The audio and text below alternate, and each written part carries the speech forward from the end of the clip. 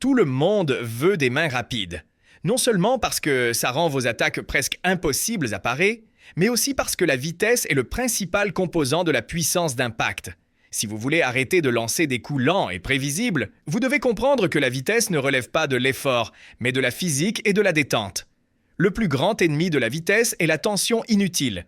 Si vos muscles sont raides pendant que le coup se déplace, vous vous freinez vous-même.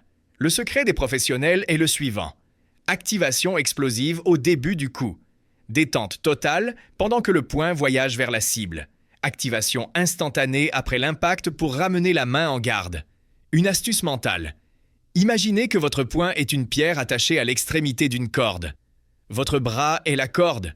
Il ne pousse pas. Il lance et récupère simplement le projectile. Visualisez votre main comme une unité indépendante vous aidera à éliminer la rigidité de l'épaule. Beaucoup vous diront d'utiliser des haltères pour gagner en vitesse, mais ils ont tort.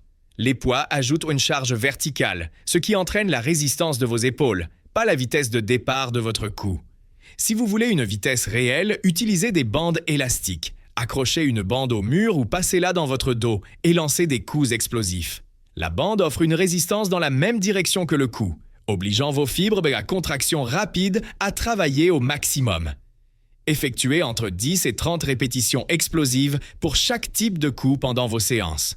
L'entraînement en force compte aussi, mais seulement si vous le faites avec la bonne intention. Lorsque vous faites des pompes ou du développé couché, oubliez le rythme lent. Poussez la charge avec l'explosivité maximale, comme si vous essayiez de la lancer au plafond. Enfin, tout cela ne sert à rien si vous ne construisez pas l'habitude de la vitesse. Dans un combat, vous ferez exactement ce que vous avez pratiqué. Si, sur le sac ou en shadowboxing, vous frappez avec nonchalance, vous serez lent sous pression. Lancez chaque coup avec une vitesse maximale et une technique parfaite. Entraînez-vous pour que la rapidité ne soit pas quelque chose que vous essayez de faire, mais quelque chose qui arrive simplement.